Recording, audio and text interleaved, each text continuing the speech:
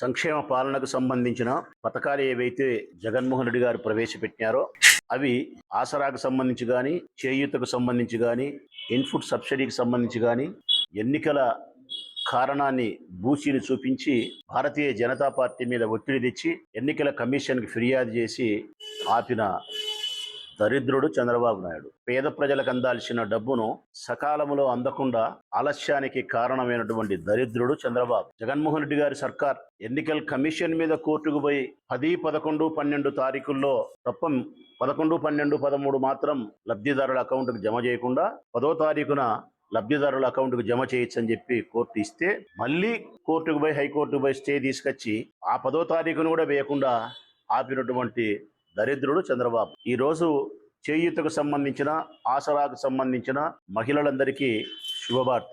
రాష్ట్ర ప్రభుత్వం వారికి ఇవ్వవలసిన లబ్ధిని వారి అకౌంట్లకు జమ చేస్తూ ఉంది. ఈరోజు ప్రారంభమైంది. ఈరోజు రేపట్లో అయిపోతుంది. ఇప్పుడు మళ్ళీ సరికొత్త ఆట మొదలుపెట్టినాడు మళ్ళా చంద్రబాబు నాయుడు. సంక్షేమ పథకాలను ఆపింది ఆయనే.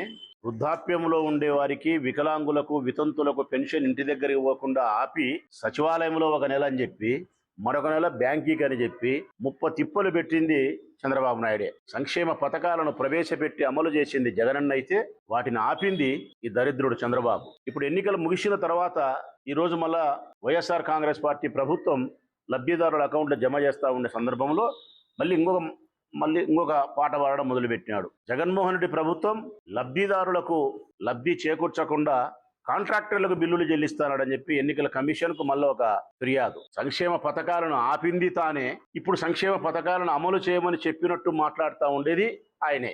ఎట్లుందంటే దీని ప్రకారం ఆయన ఉద్దేశం, ఆయన పద్ధతి చూస్తే ఒక పాత సామెత గుర్తొస్తుంది. దొంగ అని నడిచినట్టుంది. ఆపినవాడు వాడే, మళ్ళీ నేను ఆపలేదు ఆయన ఆపినాడు నేను ఇమ్మని చెప్తానని చెప్పి సరికొత్త పాట. ఎంత నీచానికి దిగజారినాడంటే ఒక మైండ్ గేమ్ ఆడుతున్నాడు. మళ్ళీ ఇప్పుడు తను గెలిచినట్టు, తను ప్రమాణ స్వీకారం చేయబోతున్నట్టు రాష్ట్రంలో ఉండే ఉన్నతాధికారులందరినీ ఒక భ్రమలేకి తీసుకుపోయే ప్రయత్నం చేస్తున్నాడు. ఒక మైండ్ గేమ్. మనం పల్లెల్లో వింటూ ఉంటాం దింపుడు కళాల ఆశ అని. అది ఉన్నట్టుంది చంద్రబాబు నాయుడు గారికి. దింపుడు కళాల ఆశ అనేది ఎవరైనా మన పెద్దలు మరణించినప్పుడు చివరి యాత్రలో శ్మశానానికి పోయినప్పుడు ఏ గ్రామంలో అయినా ఒక చోట ఒక మార్క్ ఉంటుంది. అక్కడ ఆపి పాడని కిందికి దించి వారి కుమారులు పిలుస్తారు, నాయనా లేయని. అంటే ఏదైనా పొరపాటున శ్వాస ఉండి మనం తీసుకుపోతా ఉంటే ఆ పిలుపు పొరపాటున వినగలిగితే పలుకుతాడేమని చెప్పి దాన్ని దింపుడు కళాల ఆశ ఉంటారు. ఎక్కడ దింపుడు కళాల ఆశలో ఏ శవం కూడా పలికింది లేదు, లేచింది లేదు. ఈయన పరిస్థితి కూడా అదే. దేశంలో ఉండబడిన సర్వే రిపోర్ట్లన్నీ కూడా, అన్ని మీడియా ఛానల్స్, అన్ని సర్వేలు కూడా స్పష్టంగా చెప్తా ఉన్నాయి. జగన్మోహన్ రెడ్డి గారికే పట్టం కడతా ఉన్నారు ఈ రాష్ట్ర ప్రజలు. పోలింగ్ శాతం కూడా దాదాపు 81% పోలింగ్ అయింది. అందులో మహిళలు, వృద్ధులు, గ్రామీణ ప్రాంత ఓటర్లు, కొత్తగా వచ్చినటువంటి నూతన ఓటర్స్ విరివిగా ఓటు హక్కును వినియోగించుకున్నారు. వీరందరూ కూడా సంక్షేమ పాలనకు పట్టం కడతా ఉన్నారు. జగన్మోహన్ రెడ్డి గారు ప్రవేశపెట్టి అమలు చేసిన సంక్షేమ పథకాలకు ఈ పేద మధ్యతరగతి వర్గాలు, గ్రామీణ ప్రాంత ప్రజలు ఆయనకు ఓటేసినారు. మళ్ళీ ఆయన అధికారంలోకి రాబోతున్నాడని చెప్పి అన్ని మీడియా ఛానళ్ళు, అన్ని సర్వే ఆధారాలు చెప్తా ఉన్నాయి. ఇది జనమిచ్చిన తీర్పు, జగమెరిగిన సత్యం ఇది. కానీ దీన్ని కూడా జూన్ 4వ తారీఖున వరకు మసిబూసి మారేడుకాయ చేసే ప్రయత్నం చంద్రబాబు నాయుడు చేస్తా ఉన్నాడు. ఇంకా తను ఏదో గెలవబోతా ఉన్నట్టు. కడప జిల్లాలో కూడా, ఉమ్మడి కడప జిల్లాలో కూడా 10 స్థానాలు మేము గెలిచినాం. ఏ ఒక్క స్థానం కూడా మేము ఓడిపోవడం లేదు. ప్రజలు వైఎస్ఆర్ కాంగ్రెస్ పార్టీకి అనుకూలంగా తీర్పు ఇచ్చినారు. రాష్ట్ర వ్యాప్తంగా కూడా 120 నుంచి 135 సీట్ల వరకు వైఎస్ఆర్ కాంగ్రెస్ పార్టీకి అనుకూలమైనటువంటి తీర్పునిచ్చినారు ప్రజలు. వైఎస్ఆర్ కాంగ్రెస్ పార్టీని మళ్ళీ రెండోసారి అధికారంలో కూర్చోబెట్టబోతా ఉన్నారు, కూర్చోబెట్టినారు. కేవలం అధికార ప్రకటన కోసం మాత్రమే ఎదురు చూడాల్సిన పరిస్థితి. జూన్ 4వ తారీఖున ఎన్నికల కమిషన్ అధికారపూర్వకమైన ప్రకటన ఇస్తాది. అన్ని నియోజకవర్గాల్లోనూ ఈ అభ్యర్థులు గెలిచినారని. ఇది లాంఛనమే. వైఎస్ఆర్ కాంగ్రెస్ పార్టీ విజయం తథ్యము. జగన్మోహన్ రెడ్డి గారు విశాఖపట్నం నుంచి జూన్ 10వ తారీఖున ప్రమాణ స్వీకారం తథ్యము, లాంఛనమే. ఇందులో ఏమాత్రం అనుమానం లేదు. ఇక చంద్రబాబు నాయుడు గారి ఆట ఇంతటితో ముగుస్తా ఉంది.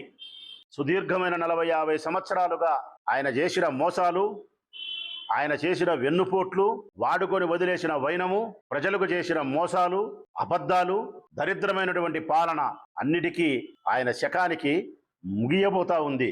కౌంట్ డౌన్ స్టార్ట్ అయింది. చంద్రబాబు నాయుడు యొక్క శకం ముగియడానికి కేవలం 18 రోజులు మాత్రమే ఆగి ఉంది. ఇంకా జూన్ 4వ తారీఖున 18 రోజుల ఈ రోజు నుంచి మొదలైంది. రేపు 17, మన్నాడు 16 రోజులు, మన్నాడు 15 రోజులు, జూన్ 4వ తారీఖున ఆయన రాజకీయ జీవితానికి పూర్తిగా సమాప్తం పడబోతా ఉంది. పక్కా సమాచారం ప్రకారం చెప్తా ఉన్నా నేను. పక్కా సమాచారం ప్రకారం మా వైఎస్ఆర్ కాంగ్రెస్ పార్టీ అధిష్టానం యొక్క సమాచారం, మా వైఎస్ఆర్ కాంగ్రెస్ పార్టీ సర్వేల ఆధారం గాని, నాకుండబడిన సమాచారం ప్రకారం గాని, నేను సేకరించిన సమాచారం విషయ సేకరణ ప్రకారం పక్కాగా ప్రజలు చెప్తా ఉన్నా, 100కు కోటి సార్లు చంద్రబాబు ఓడిపోతున్నాడు కుప్పంలో. చంద్రబాబు నాయుడు పక్కా ఓడిపోతున్నాడు కుప్పంలో. హిందూపురంలో బాలకృష్ణ ఓడిపోతా ఉన్నాడు, ఓడిపోయినాడు. అధికారపూర్వకమైన ప్రకటన మాత్రమే వెలువడాల్సి ఉంది. మంగళగిరిలో లోకేష్ ఓడిపోయినాడు. ఈ ముగ్గురు ఓడిపోయినారు. చంద్రబాబు నాయుడు కుప్పంలో ఓడిపోయినాడు, మంగళగిరిలో లోకేష్ ఓడిపోయినాడు, హిందూపురంలో బాలకృష్ణ ఓడిపోయినాడు. ఇది కేవలం నేను వైఎస్ఆర్ కాంగ్రెస్ పార్టీకి సంబంధించిన ఓ ఎమ్మెల్యేగానో ఎమ్మెల్యే అభ్యర్థిగానో చేసే పత్రికా ప్రకటన కాదు ప్రజలారా. వైఎస్ఆర్ కాంగ్రెస్ పార్టీకి ఉండబడిన పక్కా సమాచారం ప్రకారం అధిష్టానం దగ్గర, మా వైఎస్ఆర్ కాంగ్రెస్ పార్టీ అధిష్టానం దగ్గర ఉండే పక్కా సమాచారం సర్వేల ప్రకారం చెప్తా ఉన్నా. చంద్రబాబు నాయుడు ఓడినాడు. ఇందులో తిరిగే లేదు. భరత్ అనే యువకుడు సుమారుగా 20-25 వేల ఓట్లతో గెలవబోతా ఉన్నాడు కుప్పంలో. కడప జిల్లాలో కూడా గాలి పుకారు లేపినారు. మైదుకూరు టఫ్ అని, ప్రొద్దుటూరు టైట్ అని, రాజంపేట మరొకటని, ఎక్కడా ఏమీ లేదు. ఇది జగన్మోహన్ రెడ్డి గారి జిల్లా, రాజశేఖర రెడ్డి గారి జిల్లా. సంక్షేమ పథకాలతోనూ అభివృద్ధి కార్యక్రమాలతోనూ ముందుకు దూసుకుపోతా ఉన్న వైఎస్ఆర్ కాంగ్రెస్ పార్టీ జెండాను నిలవరించగలిగిన శక్తి ఈ ఉమ్మడి కడప జిల్లాలో తెలుగుదేశం పార్టీకి లేదు. 10కి 10 సీట్లు మేము గెలవడం జరిగింది. ఎక్కడే కానీ మాకు ఇబ్బంది లేదు. 120 నుంచి 135 సీట్ల వరకు వైఎస్ఆర్ కాంగ్రెస్ పార్టీ అధికారంలోకి రాబోతా ఉంది. విశాఖపట్నం నుంచే జగన్మోహన్ రెడ్డి గారు ప్రమాణ స్వీకారం చేయబోతా ఉన్నారు. ఈ సంక్షేమ పథకాలను ఆపి ఇప్పుడు మళ్ళీ కాంట్రాక్టర్లకు బిల్లులు ఇస్తానని చెప్పి మాట్లాడుతున్నాడు ఆయన. నేను ఒక మాట అడుగుతా ఉన్నా తెలుగుదేశం పార్టీ వారిని కూడా. సంక్షేమ పథకాలను చెల్లించాల్సింది రాష్ట్ర ప్రభుత్వమే. లబ్ధిదారులకు లబ్ధిని చేకూర్చాల్సిన బాధ్యత వైఎస్ఆర్ కాంగ్రెస్ పార్టీ ప్రభుత్వానిదే. మరి రాష్ట్రంలో చేసిన అభివృద్ధి కార్యక్రమాలకు కాంట్రాక్టర్ బిల్లులు చెల్లించాల్సిన బాధ్యత కూడా వైఎస్ఆర్ కాంగ్రెస్ పార్టీ ప్రభుత్వానికి కాదా? కాంట్రాక్టర్ల బిల్లులు ఏమన్నా ఉచితం ఇస్తా ఉండే డబ్బులు అవి కాదు. అభివృద్ధి కోసం వారు చేసిన బిల్లులు చెల్లించాల్సిన బాధ్యత, సంక్షేమం కోసం పేదవారికి మధ్యతరగతి కుటుంబాలకు లబ్ధి చేకూర్చాల్సిన బాధ్యత.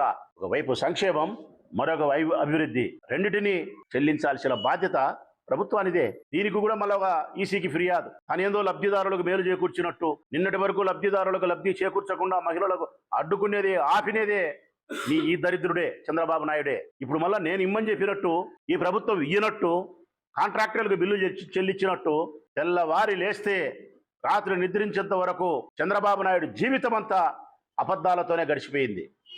అబద్ధాలతోనే తెల్లవారింది, అబద్ధాలతోనే చీకటయింది. ఆయన జీవితం అంతా అబద్ధాలతోనే నడిచిపోయింది. ఇప్పుడు వాళ్ళు మాట్లాడుతున్నారు తెలుగుదేశం పార్టీ వాళ్ళు. మేము ప్రవేశపెట్టిన మేనిఫెస్టో ఆధారంగా మహిళలు మాకు ఓటేస్తున్నారు, ఎక్కువ శాతం మంది మహిళలు ఓటింగ్ పాల్గొనడానికి కారణం ఆర్టీసీ బస్సు ఉచిత ప్రయాణం, 3 సిలిండర్లు, ఇంట్లో ఎంతమంది మహిళలు 18 ఏళ్ళు నిండి ఉంటే వారికి 1500, వీటి ప్రకారం మాకు ఓటేసినారని చెప్పి భ్రమలో జీవిస్తున్నారు. నేను స్పష్టంగా చెప్తా ఉన్నా, అటువంటి ప్రబుద్ధులందరికీ ఒక మాట చెప్తా ఉన్నా, చరిత్రలో ఉండబడిన ఒక సత్యం మీకు గుర్తు చేస్తా ఉన్నా.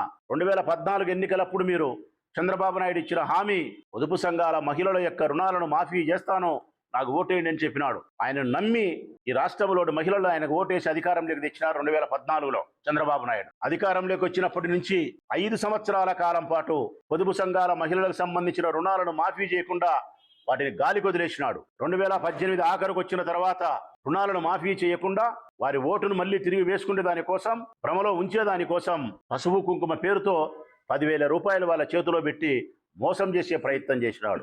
అప్పుడు ఏమైంది అని అడుగుతా ఉన్నా తెలుగుదేశం పార్టీ వారిని, చంద్రబాబు నాయుడుని అడుగుతా ఉన్నా. డాక్రా రుణాలు మాఫీ అని చెప్పి నువ్వు చేయకుండా 5 సంవత్సరాలు గాలికి వదిలేసి చివరికి వచ్చిన తర్వాత పసుపు కుంకుమ అంటే నువ్వు 10,000 ఇస్తే నీకు ఓటు వేసినారా? వాళ్ళు ఓటు వేయలే. 151 సీట్లు 2019లో వైఎస్ఆర్ కాంగ్రెస్ పార్టీకి ఇచ్చినారు. అంటే దాని అర్థం నువ్వు మోసం చేసినావు, ఇచ్చిన వాగ్దానాన్ని తప్పినావు, మా రుణాలను మాఫీ చేయలేదు, ఈ 10,000 రూపాయలు పసుపు కుంకుమ పేరుతో మమ్మల్ని మోసగిచ్చేందుకు నువ్వు ఇచ్చే తాయిలాలుగా భావించినారు. కాబట్టే నిన్ను చిత్తుగా ఓడించి 23 సీట్లకు పరిమితం చేసినారు. మరి నాడు పసుపు కుంకుమ, నేడు ఆర్టీసీ బస్సు ఉచిత ప్రయాణం, 3 గ్యాస్ సిలిండర్లు, ఎంతమంది ఆడపిల్లలు 18 ఏళ్ళు నిండి ఉంటే అంతమందికి 1500. ఆ పసుపు కుంకుమకు ఏ విధంగా 10,000 ఇస్తే నీకు సున్నం పూసినారో ఈ రోజు నువ్వు చెప్పిన మేనిఫెస్టోని ఈ అంశాలకు కూడా అదే ఫలితమే నీకు ఇస్తా ఉన్నారు. దాన్ని నమ్మలే, దీన్ని నమ్మలే. ఒక్కసారి మాట పోయిన తర్వాత, అబద్ధాలు చెప్పి ప్రజలను మోసగిచ్చిన తర్వాత, ఏ రాజకీయ పార్టీకి సంబంధించిన నాయకుడైనా కానీ తన మాటను నిలుపుకోకపోతే, నమ్మకాన్ని కోల్పోతే ఆ రాజకీయ పార్టీ ఉండినా లేనట్టే. ఆ రాజకీయ పార్టీకి సంబంధించిన నాయకుడు బ్రతికిన 100 సార్లు చచ్చినట్టే. ఇది చంద్రబాబు నాయుడు జీవితంలో స్పష్టంగా అర్థమైనటువంటి నగ్న సత్యం. చంద్రబాబు నాయుడు జీవితాన్ని ఆధారంగా చేసుకొని భావి తరాలకు సంబంధించిన రాజకీయ నాయకులు ఆ దిశగా ప్రయాణం చేయకుండా జగనన్న దిశగా ప్రయాణం చేయాలని అర్థమయ్యే దానికోసం జరిగిన ఎన్నికలే ఇది. నమ్మకానికి సంబంధించిన ఎన్నికలు. ఒక వాగ్దానం ఇస్తే జగన్మోహన్ రెడ్డి గారు ఆ వాగ్దానాన్ని నిలబెట్టుకుంటే, నమ్మకమైనటువంటి పరిపాలన ప్రజలకు అందిస్తే ఎటువంటి తీర్పు ఇస్తారని చెప్పడానికి ప్రత్యక్షమైనటువంటి సాక్ష్యం 2024 ఎన్నికలే. ఈ ఎన్నికలే చంద్రబాబు నాయుడు యొక్క శకాన్ని ముగిసిపోతా ఉంది. జగనన్న పాలనకు మరొక 25 సంవత్సరాల పరిపాలన కొనసాగించడానికి ఆయనకు ప్రజలిచ్చే తీర్పుకు ఇది తొలి అడుగు అవుతుంది, మలి అడుగు అవుతుందని చెప్పి స్పష్టంగా నేను చెప్తా ఉన్నా. ఇప్పుడు వరకు స్త్రీలు పాల్గొన్నది నువ్వు రేపు ఇయ్యబోయే, మోసం చేయబోయే మేనిఫెస్టోలోని సూపర్ 6 కోసం కాదు. జగనన్న ఇచ్చినటువంటి సంక్షేమ పాలనకు కృతజ్ఞతగా ఈ సంక్షేమ పాలన నమ్మకమైంది మాది. నువ్వు ఇచ్చేది అబద్ధం, జగనన్న ఇచ్చేది నిజం. నిజం ఎప్పుడు కూడా జీవితంలో ఉంటుంది, అబద్ధం ఊహలకు మాత్రమే పరిమితమై ఉంటుంది. చంద్రబాబు నాయుడు సూపర్ 6 ఊహల్లో మాత్రమే ఉంటుంది, జీవితానికి ఉపయోగపడదు. జగనన్న సంక్షేమ పాలన జీవితంలో పేదవారి ఇంట్లో ఉంటుంది, అది బడుగు బలహీన వర్గాల యొక్క అభ్యున్నతికి ఉపయోగపడుతుందని ప్రజలు విశ్వసించినారు. కాబట్టే ఈ ఓటు, ఈ మహిళలు, ఈ వృద్ధులు, కొత్తగా వచ్చినటువంటి ఓటర్లు, గ్రామీణ ప్రాంత ప్రజలు జగన్మోహన్ రెడ్డి సంక్షేమ పాలనకు అనుకూలంగా తీర్పు ఇచ్చినారు. కాబట్టి 120 నుంచి 135 సీట్లతో మేము గెలిచినాం. కడప జిల్లా, ఉమ్మడి కడప జిల్లాలో 10 మంది ఎమ్మెల్యేలను కూడా మేము గెలిచినాం. చంద్రబాబు నాయుడు కుప్పంలో ఓడినాడు. ఇది తథ్యం ప్రజలారా. ఇది జూన్ 4వ తారీఖున మీరు గమనించండి. చంద్రబాబు నాయుడు జీవితం చిట్ట చివరి దశలో ఘోరాతి ఘోరమైనటువంటి ఓటమితో, తన రాజకీయ జీవితంలోనే ఎప్పుడు జరిగినటువంటి మొట్టమొదటి జరిగిన ఓటమి, చివరి దశలో ఓటమి జరుగుతూ ఉంది. ఇక ఎప్పుడే కానీ అధికారంలోకి ఆయన వచ్చేదానికి అవకాశం లేదు. ఎమ్మెల్యేగా కూడా గెలవకుండా ఆయన శకం ముగిసిపోయే ఎన్నికలు 2024లో జూన్ 4వ తారీఖున ప్రజలకు ప్రత్యక్షంగా కనిపిస్తాయని చెప్పి ప్రజలకు తెలియజేస్తూ, మరొకసారి ఆసరా, చేయూత, ఇన్పుట్ సబ్సిడీ లాంటి సంక్షేమ పథకాలను అందుకుండే లబ్ధిదారులందరికీ శుభవార్త. జగనన్న సర్కార్ మీ అకౌంట్లో, మీ లబ్ధిదారులకు అకౌంట్లో మీకు రావలసిన సొమ్మును, డబ్బును జమ చేస్తూ ఉన్నందుకు సంతోషిస్తూ, మనస్ఫూర్తిగా ఎన్నికలకు ముందు కూడా మేము చెప్పినాం, 13వ తారీఖు ఎన్నికలు అయిపోయిన తర్వాత జగనన్న ఇచ్చిన మాటకు కట్టుబడి శ్వాస ఉన్నంత వరకు మీకు ఇచ్చిన మాట ప్రకారం 14, 15, 16 తారీఖున మీ అకౌంట్లో జమ చేయబడుతుందని మేము ఎన్నికల ప్రచారంలో కూడా నేను చెప్పిన. అదే మాట ప్రకారమే ఈరోజు 15 తారీఖు ఈరోజే వారి అకౌంట్లో జమ చేస్తూ ఉన్నారు. సంతోషిస్తూ లబ్ధిదారులందరికీ నా హృదయపూర్వక శుభాకాంక్షలు.